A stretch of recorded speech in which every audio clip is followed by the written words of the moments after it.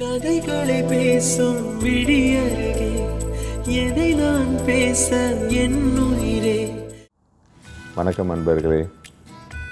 குட்டி குட்டி கதைகள் பேசி கொஞ்சம் கொஞ்சமாய் உங்கள் உள்ளத்தில் செவ்வாய்க்கிழமை மாலைகள் முழுவதும் வியாபித்திருக்க எனக்கு ஒரு வாய்ப்பை தந்திருக்கிறீர்கள். மிக்க நன்றி. தினம் நாம் பேசும் நிறைய விஷயங்களை இந்த கதைகள் மூலமாக நம்ம பகிர்ந்து கொள்ள ஒரு வாய்ப்பை தந்திருக்கிறீர்கள். தொடர்ந்து கதைப்போம் நண்பர்களே. நன்றி, வணக்கம். வணக்கம் நண்பர்களே. இந்த வாரம் நாம் பார்க்கும் கதை மத்தியமர். விஜய் சென்னையில் ஒரு லாஜிஸ்டிக் கம்பெனியில் ஒர்க் பண்ணிருக்கான். வீடு பட்டாபிராமில், ஒய்ஃப் கௌரி, 2 பேரும் திருவண்ணாமலை சொந்த ஊர். அங்கே தான் தங்கியிருக்காங்க சென்னையில். 2 பிள்ளைங்க, 2 பேரும் ஸ்கூலில் படிக்கிறாங்க. விஜய் காலையில் 8:30 மணிக்கு பட்டாபிராம்லேருந்து யூனிட்டில் கிளம்பி பீச் ஸ்டேஷனில் போய் இறங்கினாருன்னா அங்கே அவங்க கம்பெனியில் வேலைக்கு போயிடுவார். நைட்டு 8:30 அங்கேருந்து கிளம்புறதுக்கு நைட் 9 மணிக்கு தான் வீட்டுக்கு வந்து சேருவார். வாரத்தில் 6 நாள் இதுதான். ஞாயிற்றுக்கிழமை ஒரு நாள் தான் அவருக்கு விடுமுறை. கை நிறைய சம்பளம், ஆனாலும் சேமிப்புன்றது ரொம்ப குறைவு தான். ஏன்னா விஜய் அவரோட அப்பா அம்மா 2 பேரும் திருவண்ணாமலை இருக்காங்க. கௌரி விஜயுடைய அம்மாவுடைய அண்ணன் மக. 2 பேரும் ஒரு பிள்ளைங்க தான் அவங்க அப்பா அம்மாவுக்கு. விஜயோட அப்பா ஒரு உர கம்பெனியில் 70 வயசுலையும் வேலை செஞ்சு ரிட்டையர் ஆனவர்.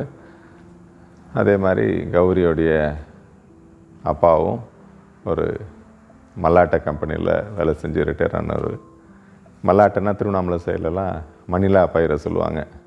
மணிலான்னா வேர்க்கடலில் கிரவுண்ட்நட், அது அந்த கம்பெனியில் வேலை செஞ்சவர். 2 பேருக்கும் பென்ஷன் அதெல்லாம் எதுவும் கிடையாது. ரிட்டையர் ஆகிட்டாங்க. 2 குடும்பத்தையும் தன் குடும்பத்தோடு சேர்த்து விஜய் தான் பார்த்துன்னு இருக்கிறார். மாதம் ஆனால் அவங்களுக்கெல்லாம் பணம் அனுப்பிச்சிடுவார். அவங்க வாங்குகிற முதியோர் பென்ஷனோடு சேர்த்து இதை வச்சு தான் அவங்களுடைய வாழ்க்கை ஓடின்னு இருந்துச்சு. ஆனால் கௌரி கெட்டிக்காரி. விஜய் கொண்டு வர பணத்தில் மீத்து ஏதோ சீட்டு அந்த மாதிரிலாம் போட்டு வச்சுருப்பான். இவங்க 2 பேருக்குமே ஒரு பெரிய கனவு, தங்களுக்கு சொந்தமாக ஒரு வீடு இருக்கணும் அப்படின்ட்டு. எப்போல்லாம் நேரம் கிடைக்குதோ அப்போல்லாம் எங்கன்னா வீடு விலைக்கு வருதா இல்லை பிளாட் வாடகை விலை கிடைக்குதா அப்படின்னு 2 பேரும் பார்த்துனே இருப்பாங்க. ஒரு நாள் சாயந்தரம் விஜய் சேர்ந்தான். ராத்திரி வந்துட்டு குளிச்சுட்டு உட்காந்து சாப்பிட்டு முடித்த உடனே கௌரி சந்தோஷமாக கொண்டாந்து ஒரு பேப்பர் காட்டுறா. இந்த பேப்பர் இன்சர்ஷன் பேப்பரில் இருக்குல்ல, அந்த இன்சர்ஷனில் எங்க 8 லட்சம் ரூபாய்க்கு திருவள்ளூர் பக்கத்தில் ஒரு பிளாட் 1000 ஸ்கொயர் ஃபீட்னு போட்டிருக்கு, நம்ம பட்ஜெட்டுக்கு சரியாக இருக்குங்க அப்படின்னா. உடனே கேட்டான், என்ன கௌரி சொல்கிறா, 8 லட்ச ரூபாய்க்கு நம்ம எங்கே போடுறது அப்படின்னா. இல்லைங்க, 4 லட்ச ரூபாய்க்கு மேலே நம்மளது சீட்டெல்லாம் இருக்குது, அதெல்லாம் எடுத்துடலாம். என்னோடய நகையெல்லாம் அடகு வச்சோன்னா ஒரு 2 லட்ச ரூபா வரும். ஒரு 2 லட்ச ரூபா ஏதாவது நீங்கள் கடன் வாங்கினீங்கன்னா ஒப்பேற்றி நமக்கு 8 லட்ச ரூபாய்க்கு ஒரு பிளாட் வாங்கிடலாம். அதுக்கப்புறம் காசு வர வர கொஞ்சம் கொஞ்சமாக சேர்த்து நம்ம வீடு கட்டலாம் அப்படின்னா. உடனே இந்த ஞாயிற்றுக்கிழமையே பட்டாபிராம்லேருந்து 4 பேரும் மோட்டர் பைக்கில் கிளம்புனாங்க. நேராக திருவள்ளூருக்கு போனாங்க. ரயில்வே ஸ்டேஷன் பக்கத்துலேயே அப்படின்னு போட்டு வச்சுருந்தாங்க. ரயில்வே ஸ்டேஷன் பக்கத்தில் அந்த ரியல் எஸ்டேட் ஆஃபீஸ் தான் இருந்துச்சு. அங்கே போய் கேட்ட உடனே பிளாட் வாங்க பக்கத்தில் தான் இருக்குது, வாங்கலாம் போகலான்ட்டு காரில் கூப்பிட்டு போனாங்க. ஏற்கனவே 15 கிலோமீட்ரு ரயில்வே ஸ்டேஷன்லேருந்து தள்ளி இருந்துச்சு. அங்கே போட்டோன்னா ஒரு பெரிய பிளாட் சபாபதி நகர் அப்படின்னு போட்டு இருந்துச்சு. பிளாட்டெல்லாம் பார்த்தாங்க. இவங்களுக்கு ரொம்ப பிடிச்சி போச்சு. 18ஆம் நம்பர் பிளாட் ரொம்ப இவனுக்கு ஆசையாக இருந்துச்சு. ஏன்னா அது 30 அடி ரோட்டுக்கும் 20 அடி தெருவுக்கும் கார்னர் பிளாட், 2 பக்கமும் வாசல் இருக்கும். எனக்கு ரொம்ப சந்தோஷமாயிடுச்சு. இந்த பிளாட்டை எடுத்துக்கிறேன் அப்படின்னா. அவரும் ரியல் எஸ்டேட் கூட மேனேஜரும் ஓகேங்க ரெஜிஸ்டர் பண்ணிடலாங்க, 8 லட்ச ரூபாய் ரெடி பண்ணி வந்துடுங்க, ரெஜிஸ்ட்ரேஷன் செலவுன்றோம் எங்கள் செலவே தான், நீங்கள் எதுவும் 8 லட்சம் கொடுத்தா போதும், மற்றமே நாங்கள் பார்த்துக்குறோம் அப்படின்னாங்க. ரொம்ப சந்தோஷமாயிடுச்சு விஜய்க்கும் கௌரிக்கும். 2 பேரும் எல்லோரும் கிளம்பி வீட்டுக்கு சேர்த்துட்டாங்க. உடனே சீட்டு அந்த பணம் எடுத்தது எல்லாத்தையும் ரெடி பண்ணி 4 லட்ச ரூபாய்க்கு பார்த்துட்டாங்க. நகையை அடகு வைக்கிறதுக்கு பார்த்துட்டாங்க. மீதி 2 லட்சம் என்ன வேணும் விஜய் கூட வேலை செய்கிற ஃப்ரெண்ட்ஸ்கிட்ட கேட்டான். அவங்க சொன்னாங்க, நம்ம கம்பெனியோட பேங்க் இருக்குது, நம்ம சேலரிலாம் அங்கே தானே கிரெடிட் ஆகுது, 2 லட்ச ரூபா தாராளமாக உனக்கு வந்து பர்சனல் லோன் கொடுப்பாங்க, போய் பார்க்கலான்னாங்க. உடனே அன்றைக்கி மத்தியானமே லஞ்ச் டைமில் போய் மேனேஜரை பார்த்தாங்க. அவரும் தாராளமாக கொடுத்துருங்க, 2 லட்சம் தானே, மாதம் நீங்கள் வந்து ஒரு 10,000 கட்ட வேண்டியிருக்கும், 2 வருஷத்தில் லோன் முடிச்சிடலாம் அப்படின்னார். விஜய்க்கு ரொம்ப சந்தோஷமாயிடுச்சு. அப்போயே பிளாட் வாங்கின சந்தோஷமாயிடுச்சு. நைட்டே வந்து மனைவிக்கிட்ட பேசினா ஓகே, எல்லாம் ரெடி ஆகிடுச்சு. சரி, அந்த வாரம் ஒரு 3 நாள் லீவ் வந்துச்சு. இந்த மாதிரி லீவ் 3 நாள் லீவ் வந்துச்சுன்னா தான் அவங்களால ஊருக்கு போக முடியும். அப்போ தான் 2 வீட்லேயும் இருந்துட்டு வரது சரியாக இருக்கும். போனாங்க. அன்றைக்கி நைட்டு போய் சேர்ந்த உடனே எதுவும் பேசலை. அடுத்த நாள் காலையில் விஜய் கௌரி அவங்க அப்பா அம்மையும் வர சொல்லிட்டான். இவங்களும் உட்காந்துட்டாங்க. 6 பேர் உட்காந்து விஜய் அவருடைய மாஸ்டர் பிளானை எக்ஸ்பிளைன் பண்ணார். இந்த மாதிரி என்கிட்ட 4 லட்சம் இருக்குது, 2 லட்ச ரூபா கௌரியுடைய நகையை அடக்கி வச்சிடுறேன், ஒரு 2 லட்ச ரூபா நான் பர்சனல் லோன் வாங்கிட்டு பிளாட் வாங்கிட்டு போகிறேன், வாங்கிட்டு கொஞ்ச நாள் கழித்து நம்ம கட்டுறதுக்கு ஆரம்பிக்கலான்னா. அப்போது விஜயோட அப்பா தயங்கி நான் ஒன்று சொல்லிட்டா அப்படின்னார். விஜய்க்கு குப்புன்னு ஆயிடுச்சு. என்ன எதனா வேணான்னு சொல்ல போகிறாருன்ட்டு. என்னப்பா சொல்கிறீங்க அப்படின்னா, இல்லை நம்ம வீட்டை வந்து ஒத்து கேட்குறாங்க அப்படின்னார். விஜய் புரியல ஒரு நிமிஷம். என்னப்பா ஒத்துனா என்னப்பான்னார். இல்லைப்பா நம்ம வீடை வந்து வாடகை கேட்குறாங்க, 2 லட்ச ரூபா அவங்க கொடுத்துருவாங்க, நாம் வந்து அவங்களுக்கு வாடகைக்கு இந்த வீட்டை விட்டணும், அவங்க வாடகை தான் கொடுக்க மாட்டாங்க, அவங்க எப்போ காலி பண்ணுறாங்களோ அப்போ நம்ம 2 லட்சம் திருப்பி கொடுத்துடணும். இப்போ உனக்கு 2 லட்சம் வேணுன்றியே, நீ எதுவும் லோன் போகனா, இந்த 2 லட்சத்துக்கு நீ போயிடு, நாங்கள் பக்கத்தில் எங்கன்னா ஒரு வாடகை எடுத்துன்னு ஒரு 2,000 ரூபாய் வாடகையில் போயிடுறோம், அட்ஜஸ்ட் பண்ணிக்கலான்னா. விஜய்க்கு உடனே கால்குலேட் போட்டான். ஆஹா, 2 லட்சம் நமக்கு கிடைக்குதுன்னா அப்போ 10,000 மாதம் கட்ட வேணாம், அப்பாவுக்கு 2,000 கொடுத்தா கூட அப்போ 8,000 மீதுதே நமக்கு அப்படின்னு ரொம்ப மகிழ்ச்சி எடுத்தான். அதுக்குள்ளே கௌரி அவங்க அப்பா, மச்சான் எதுக்கு நீங்கள் வாடகைக்கு போகிறீங்க, எங்கள் வீட்டில் 2 ரூம் இருக்கு இல்லையா, நாங்கள் 2 பேர் மட்டும்தான் இருக்கிறோம், நம்ம 4 பேர் அங்கேயே அட்ஜஸ்ட் பண்ணின்னு இருக்கலாம், இவங்க வரும்போது நம்ம தங்கிக்கலாம், அந்த வீட்டுக்கு போயிடலாம், அந்த 2,000 கூட மிச்சம் ஆகுதில்ல, எதுக்கு மாப்பிள்ளைக்கு செலவு அப்படின்னார்.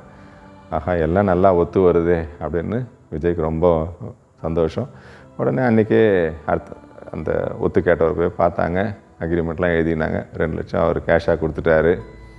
500 ரூபாய் கட்டு வாங்கி பத்திரமா பேக்கில் வச்சுக்கினான் விஜய். அந்த 2 நாள்லேயே வீடெல்லாம் காலி பண்ணி அவங்களுக்கு வீடை ஒழுங்கு பண்ணி கொடுத்துட்டு சந்தோஷமாக கணவனும் மனைவியும் குழந்தைகளும் சென்னைக்கு வந்து சேர்ந்துட்டாங்க. அடுத்த ஒரு 2-3 நாள்லேயே நகைலாம் அடக்கெல்லாம் வச்சாங்க. வச்சு முடிச்சுட்டு 8 லட்ச ரூபாய் ரெடி பண்ணிவிட்டு நேராக அந்த ரியல் எஸ்டேட் ஆஃபீஸ் போனாங்க. போன உடனே அவர் எல்லாம் காசெல்லாம் எண்ணி வாங்கிட்டு ரசீது கொடுத்துட்டு ஒரு 3 நாளில் பத்திரம் பதிவு பண்ணிடலான்னார். பத்திரம் பதிவு பண்ணுற நாள் வந்துச்சு. அன்றைக்கி போனாங்க திருவள்ளூர் ரெஜிஸ்டர் ஆஃபீஸில். ரெஜிஸ்ட்ரேஷன் முடிஞ்சிச்சு. எல்லாம் ரொம்ப சந்தோஷமாக கிளம்பி போயிட்டாங்க. அப்புறம் ஒரு வாரம் கழித்து பத்திரம் வந்து வாங்கிக்கங்கன்னாரு. ஒரு வாரம் கழித்து போனார் விஜய். பத்திரம் வாங்கின்னு வீட்டுக்கு வந்துட்டார். வீட்டுக்கு வந்தோடனே முதல்லேருந்து படித்தாங்க. 2024 வருடம் அக்டோபர் மாதம் அப்படின்னு ஆரம்பிச்சிருந்து எல்லாம் படித்து கடைசியில் சொத்து விவரம் படிக்கிறாங்க. அதில் திருவள்ளூர் மாவட்டம், திருவள்ளூர் தாலுக்கா, சபாபதி நகர் அப்படின்னு போட்டு கடைசியாக மனை எண் 81ன்னு இருந்துச்சு. 2 பேருக்கும் பயங்கர ஷாக். ஏன்னா நம்ம புக் பண்ணது வந்து ரெஜிஸ்டர் பண்ணது 18 தானே, இதுனா 81. பார்த்துட்டு 2 பேருக்கும் தூக்கமே வரல. அடுத்த நாள் காலையில் ஃபோன் பண்ணி கம்பெனிக்கு டியூ சொல்லிவிட்டு விஜய் வண்டி எடுத்து நேராக அந்த ஆஃபீஸுக்கு போனான். கூட கௌரியும் போனான். 2 பேரும் போனாங்க. போனால் அங்கே மேனேஜர் இல்லை, ஒரு கிளார்க்கு தான் இருந்தார். சார் இது பத்திரம் தப்பாக பதிவு பண்ணிட்டுக்கிறாங்க சார். என்னங்க என்ன தப்புங்கன்னு பாருங்கள் சார், 18 தானே பண்ணணும், நாங்கள் இது 81 பண்ணிட்டுருக்காங்க. அந்த கிளார்க்கு ஒரு சிரிப்பு சிரிச்சுட்டு, சார் 18ன்ற பிளாட் வந்து 16 லட்ச ரூபாய் சார், 81னா பின்னாடி, அதுதான் 8 லட்சத்துக்கு கிடைக்கும் அப்படின்னு. இல்லைங்க நீங்கள் 1000 ஸ்கொயர் ஃபீட் 8 லட்சம் தானே போட்டுருந்துச்சு. நல்லா பார்க்குறேங்க சார் அந்த அட்வர்டைஸ்மெண்ட்டை வாங்கி பார்த்தா 1000 சதுர அடி 8 லட்சம் முதல் அப்படின்னு போட்டுருந்துச்சு.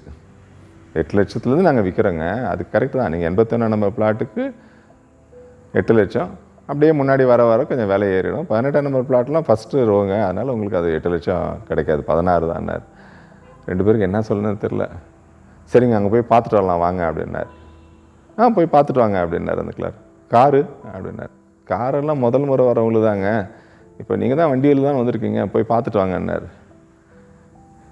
என்ன பண்ணுறது, 2 பேரும் தலைவிதியேன்னு போனாங்க. 81 நம்பர் பிளாட்டை போனாங்க. அங்கே காணிக்கெல்லாம் நட்டு வெட்டிச்சிச்சு. 81 கார்னர் பிளாட் தான். ஆனால் பின்னாடி பார்த்தா பிளாட் முழுக்க கல்லுங்க, பாறை பாறையாக இருக்குது.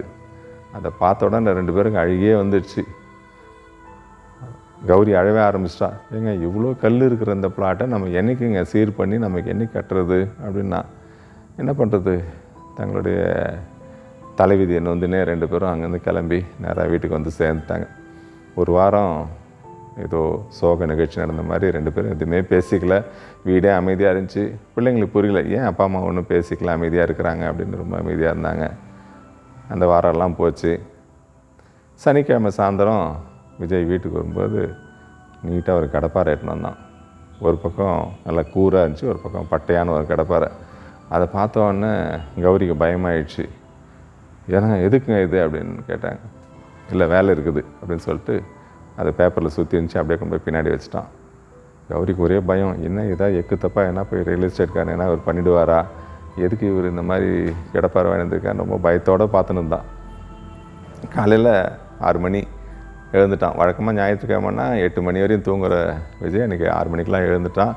எழுந்து ரெடி ஆகிட்டு கௌரிக்கிட்ட எனக்கு என்ன டிஃபன் செஞ்சு தரேன் அப்படின்னா, ஞாயிற்றுக்கிழமையில் எல்லாமே எப்போவுமே பூரி அந்த மாதிரி தான் என்ன செய்வாங்க. ஆனால் அவள் இல்லைங்க கொஞ்சம் லேட் ஆகினார். இல்லை உன்னால் என்ன செய்ய முடியுமோ செஞ்சு கொடுன்னா. உடனே நான் சரிங்க இட்லி வேக வச்சுறேன்னா ஒரு 10 இட்லி வேக வச்சா 4 இட்லி சாப்பிட்டான். மீதி 6 ஒரு பேக்கில் போட்டுட்டு கூட கொஞ்சம் பொடி சக்கரை எல்லாத்தையும் எடுத்துனா 2 பாட்டில் தண்ணி எடுத்துன்னு ஒரு பேக்கில் ஃபில் பண்ணின்னு கிளம்புனான். அந்த கடப்பாறை எடுத்து மோட்டர் பைக்கில் வச்சு கட்டிக்கினான். இவளுக்கு ஒன்றும் புரியல, ஏன்னு கேட்கறதுக்கு என்னன்னு கேட்கறதுக்கும் பயம். அவனும் எப்படி மூட்டில் இருக்கானோ தெரியலையேன்னு அப்படியே அவனை பரிதாபமாக பார்த்துனோடனே விஜய் பேச ஆரம்பித்தான். கௌரி, நம்மளாம் நடுத்தர வர்க்கம், யாரையும் போய் எதுவும் அடிக்க முடியாது, கேட்க முடியாது. கிடச்சி வச்சு சந்தோஷப்படுற வாழ்க்கை தான் நமக்கெல்லாம். நான் கிராமத்தான், எல்லா வேலையும் செஞ்சு பழக்கப்பட்டவன். போய் அந்த கல்லெல்லாம் ஒன்றா குத்தி எடுக்க பார்க்குறேன். நம்மளாலாம் இப்போ புல்டோசர் வச்சு ஒரு 60,000 70,000 கொடுத்தாலும் நம்மளால் க்ளீன் பண்ண முடியாது. எப்படியும் உடனே நம்ம வீடு கட்ட போகிறதில்ல. எப்போல்லாம் எனக்கு லீவ் கிடைக்குதோ இல்லை இந்த மாதிரி ஞாயிற்றுக்கிழமையில் போயிட்டு முடிஞ்ச வரைக்கும் கொஞ்சம் கல்லாக ஒரு நாளைக்கு ஒரு 10 கல் தள்ளி குத்தி வெளியே போட்டோன்னா கூட ஒரு 6 மாதத்தில் டோட்டலாக எல்லாத்தையும் நோண்டி முடிச்சிட்டோம் இல்லையா. அதனால தான் நான் கிளம்புறேன் நான் அப்படின்னா. அப்போ தான் கௌரிக்கு மூச்சு வந்த மாதிரி இருந்துச்சு. சரிங்க பத்திரமா போயிட்டு வாங்க, வெயில் அதுக்கு முன்னாடி திரும்பி வந்துடுங்க அப்படின்னு சொல்லிவிட்டு கம்முன்னு நின்று விஜய் போகிற வழியே பார்த்துன்னு இருந்தா கௌரி. நன்றி நண்பர்களே, மீண்டும் அடுத்த கதையில் சந்திப்போம். வாழ்க்கையனும் ஓடம் வழங்குகின்ற பாடம் மானிடரின் மனதினிலே மறக்க ஒண்ணா வேதம்.